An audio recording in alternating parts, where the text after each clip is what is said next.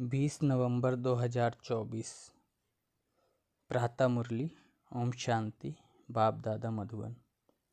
बाबा ने कहा, मीठे बच्चे, मन मना भव के वशीकरण मंत्र से ही तुम माया पर जीत पा सकते हो। यही मंत्र सबको याद दिलाओ। आज का प्रश्न है, इस बेहद के ड्रामा में सबसे ज़बरदस्त लेबर्स नौकर कौन कौन हैं और कैसे? उत्तर है, इस पुरानी दुनिया की सफाई करने वाले सबसे ज़बरदस्त लेबर से नेचुरल कैलेमिटीज़। धरती हिलती है, बाढ़ आती है, सफाई हो जाती है। इसके लिए भगवान किसी को डायरेक्शन नहीं देते। बाप कैसे बच्चों को डिस्ट्रॉय करेंगे, यह तो ड्रामा में पार्ट है। रावण का राज्य है ना, इसे गॉडली कैलेमिटीज़ नहीं कहेंगे। ओम शांति। बाप ही बच्चों को समझाते हैं, बच्चे मन मना भव। ऐसे नहीं कि बच्चे बैठ बाप को समझा सकते। बच्चे नहीं कहेंगे शिव बाबा मन मना भव। नहीं, यूं तो भल बच्चे आपस में बैठ चिट-चैट करते हैं, राय निकालते हैं, परंतु जो मूल महामंत्र है वह तो बाप ही देते हैं। गुरु लोग मंत्र देते हैं, यह रिवाज कहाँ से निकला? यह बाप जो नई सृष्टि रचने वाला है वही पहले पहले मंत्र देते हैं, मन मना भव। इसका नाम ही है वशीकरण मंत्र, अर्थात माया पर जीत पाने का मंत्र। यह कोई अंदर में जपना नहीं है, यह तो समझाना होता है। बाप अर्थ सहित समझाते हैं। भल गीता में है, परंतु अर्थ कोई नहीं समझते हैं। यह गीता का एपिसोड भी है, परंतु सिर्फ नाम बदली कर दिया है। कितनी बड़ी बड़ी पुस्तक आदि भक्ति मार्ग में बनती है, वास्तव में यह तो ओरली बाप बैठ बच्चों को समझाते हैं। बाप की आत्मा में ज्ञान है, बच्चों की भी आत्मा ही ज्ञान धारण करती है। बाकी सिर्फ सहज कर समझाने के लिए यह चित्र आदि बनाए जाते हैं। तुम बच्चों की तो बुद्धि में यह सारी नॉलेज है। तुम जानते हो बरोबर आदि सनातन देवी देवता धर्म था और कोई खंड नहीं था। फिर बाद में यह खंड ऐड हुए हैं, तो वह भी चित्र एक कोने में रख देना चाहिए। जहाँ तुम दिखलाते हो भारत में इनका राज्य था, तो और कोई धर्म नहीं था। अभी तो कितने ढेर धर्म हैं, फिर यह सब नहीं रहेंगे। यह है बाबा का प्लान। उन विचारों को कितनी चिंता लगी हुई है। तुम बच्चे समझते हो, यह तो बिल्कुल ठीक है। लिखा हुआ भी है, बाप आकर ब्रह्मा द्वारा स्थापना करते हैं। किसकी? नई दुनिया की। जमुना का कंठा यह है कैपिटल, वहाँ एक ही धर्म होता है। झाड़ बिल्कुल छोटा है, इस झाड़ का ज्ञान भी बाप ही देते हैं। चक्र का ज्ञान देते हैं। सतयुग में एक ही भाषा होती है और कोई भाषा नहीं होगी। तुम सिद्ध कर सकते हो, एक ही भारत था, एक ही राज्य था, एक ही भाषा थी। पैराडाइज में सुख शांति थी, दुख का नाम निशान नहीं था। हेल्थ वेल्थ हैप्पीनेस सब था। भारत नया था तो आयु भी बहुत बड़ी थी, क्योंकि पवित्रता थी।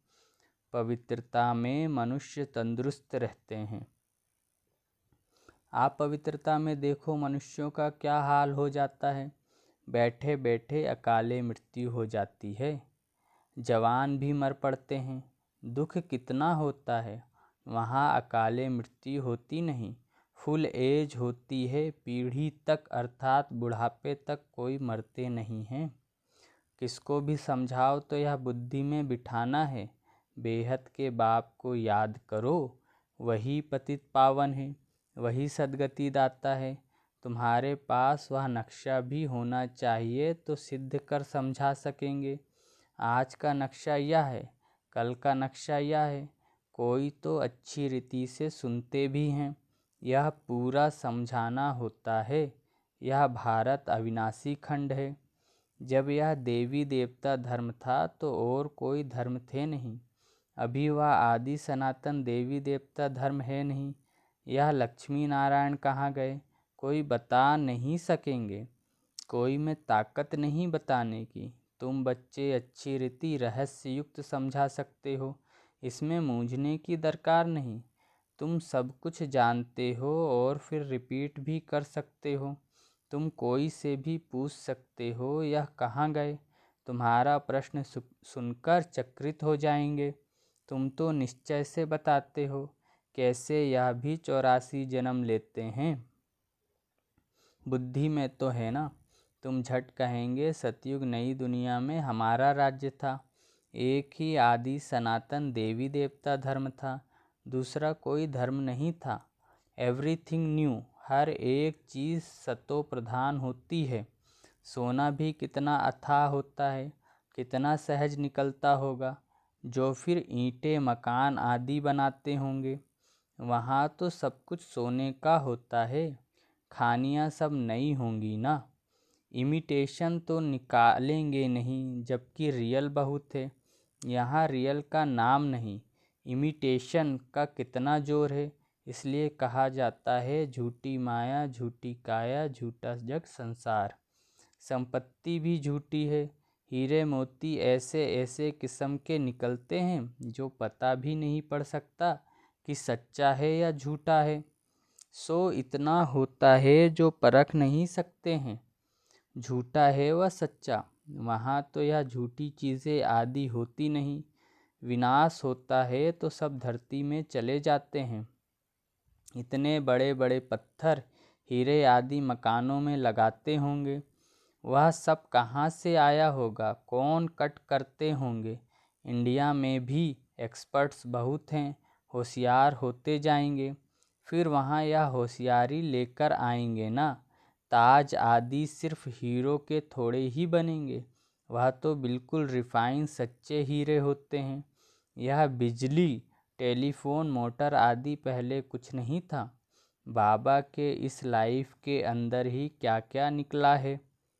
100 वर्ष हुए हैं जो यह सब निकले हैं। वहाँ तो बड़े एक्सपर्ट होते हैं, अभी तक सीखते रहते हैं, होशियार होते रहते हैं। यह भी बच्चों को साक्षात्कार कराया जाता है। वहाँ हेलीकॉप्टर्स भी फुल प्रूफ होते हैं। बच्चे भी बड़े सतोप्रधान सुरूढ़ बुद्धि वाले होते हैं। आगे थोड़ा चलो, तुमको सब साक्षात्कार होते रहेंगे। जैसे अपने देश के नज़दीक आते हैं तो झाड़ दिखाई पड़ते हैं ना। अंदर में खुशी होती रहती है। अब घर आया कि आया, अभी आकर पहुँचे हैं। पिछाड़ी में तुमको भी ऐसे साक्षात्कार होते रहेंगे। बच्चे समझते हैं मोस्ट विलबेड बाबा है, वह है ही सुप्रीम आत्मा।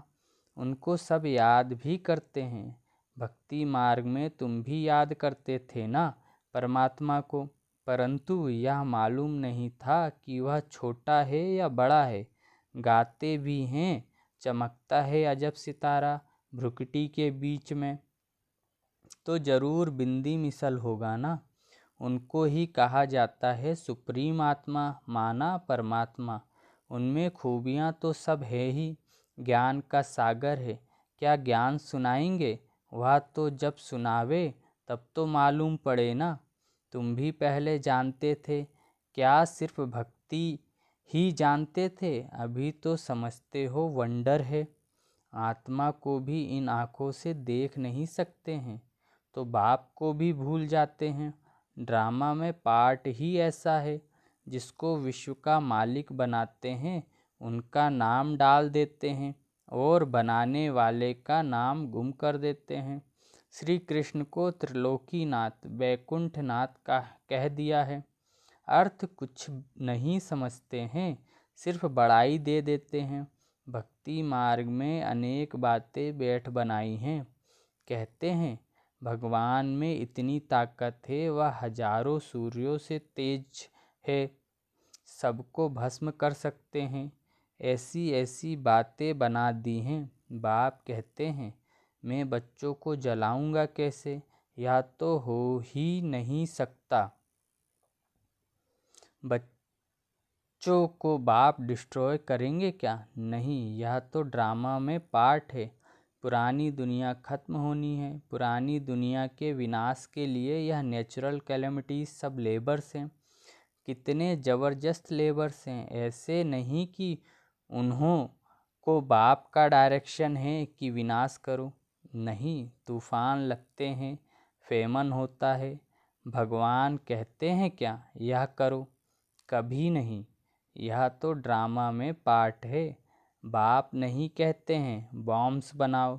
यह सब रावण की मत कहेंगे। यह बना बनाया ड्रामा है। रावण का राज्य है तो आसुरी बुद्धि बन जाते हैं। कितने मरते हैं। आखिरी में सब जला देंगे। यह बना बनाया खेल है जो रिपीट होता है। बाकी ऐसे नहीं कि शंकर के आँख खोलने से विनाश हो जाता है। इनको गॉडली कैलेमिटीज़ भी नहीं कहेंगे। यह नेचुरल ही है। अब बाप तुम बच्चों को श्रीमत दे रहे हैं। कोई को दुख आदि देने की बात ही नहीं। बाप तो है ही सुख का रास्ता बताने वाला। ड्रामा प्लान अनुसार मकान पुराना होता ही जाएगा। बाप भी कहते हैं यह सारी दुनिया पुरानी हो गई है। यह खल्लास होनी चाहिए। आपस में लड़ते देखो कैसे हैं। आसुरी बुद्धि है ना। जब ईश्वरी बुद्धि है तो कोई भी मारने आदि की बात नहीं।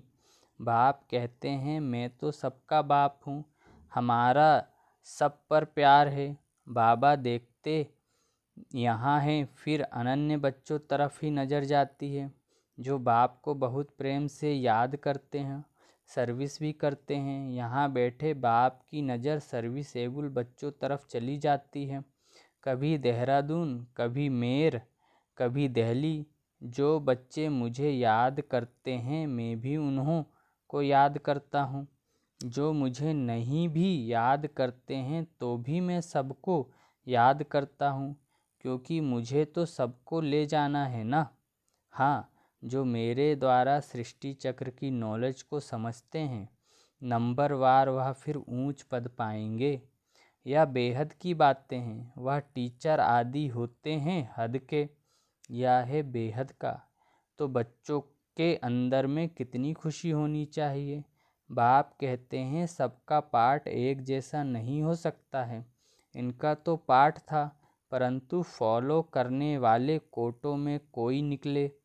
कहते हैं बाबा हम 7 दिन का बच्चा हूँ, 1 दिन का बच्चा हूँ, तो पुंगरे ठहरे ना।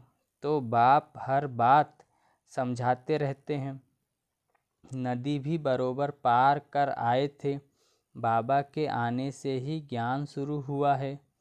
उनकी कितनी महिमा है। वह गीता के अध्याय तो तुमने जन्म जन्मांतर कितने बार पढ़े होंगे। फर्क देखो कितना है। कहाँ श्री कृष्ण भगवान वाच, कहाँ शिव परमात्मा वाच। रात दिन का फर्क है। तुम्हारी बुद्धि में अब है, हम सचखंड में थे। सुख भी बहुत देखा, 3/4 सुख देखते हो।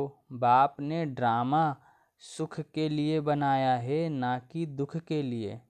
यह तो बाद में तुमको दुख मिला है। लड़ाई तो इतनी जल्दी लग नहीं सकती। तुमको बहुत सुख मिलता है। आधा आधा हो तो भी इतना मज़ा ना रहे। 3,500 वर्ष तो कोई लड़ाई नहीं, बीमारी आदि नहीं। यहाँ तो देखो बीमारी पिछाड़ी बीमारियाँ लगी हुई हैं। सतयुग में थोड़े ही ऐसे कीड़े आदि होंगे जो अनाज खा लेवे, इसलिए उनका तो नाम ही है स्वर्ग। तो वर्ल्ड का नक्शा भी तुमको दिखाना चाहिए, तब समझ सकेंगे। असल में भारत यह था और कोई धर्म था नहीं। फिर नंबरवार धर्म स्थापन करने वाले आते हैं। अभी तुम बच्चों को वर्ल्ड की हिस्ट्री ज्योग्राफी का मालूम है। तुम्हारे सिवाय बाकी सब तो कह देंगे नेति नेति, हम बाप को नहीं जानते हैं। कह देते हैं उनका कोई नाम रूप देश काल है नहीं।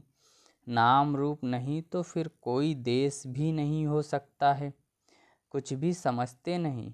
अब बाप अपना यथार्थ परिचय तुम बच्चों को देते हैं। अच्छा, बाबा याद प्यार दे रहे हैं। मीठे मीठे सिकिलधे बच्चों प्रति माता पिता बाप दादा का याद प्यार और गुड मॉर्निंग। रूहानी बाप की रूहानी बच्चों को नमस्ते। मुझ रूहानी बच्चे की रूहानी माता पिता मम्मा बाबा बाप दादा को याद प्यार गुड मॉर्निंग और नमस्ते। शुक्रिया बाबा, शुक्रिया आपका पद्मा पदम गुणा, शुक्रिया।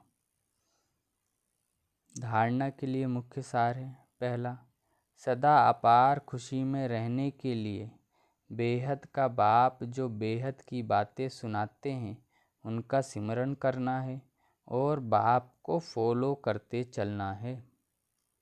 दूसरा है, सदा तंदुरुस्त रहने के लिए पवित्रता को अपनाना है।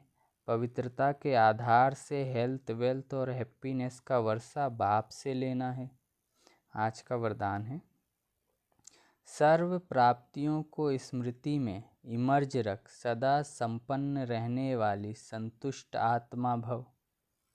विस्तार, संगम युग पर बाप दादा द्वारा जो भी प्राप्तियां हुई हैं उनकी स्मृति इमर्ज रूप में रहे तो प्राप्तियों की खुशी कभी नीचे हलचल में नहीं लाएगी, सदा अचल रहेंगे। संपन्नता अचल बनाती है, हलचल से छुड़ा देती है। जो सर्व प्राप्तियों से संपन्न हैं वह सदा राजी, सदा संतुष्ट रहते हैं। संतुष्टता सबसे बड़ा खजाना है। जिसके पास संतुष्टता है उसके पास सब कुछ है। वह यही गीत गाते रहते कि पाना था वो पा लिया। आज का स्लोगन है, मोहब्बत के झूले में बैठ जाओ तो मेहनत आप ही छूट जाएगी। अच्छा, ओम शांति।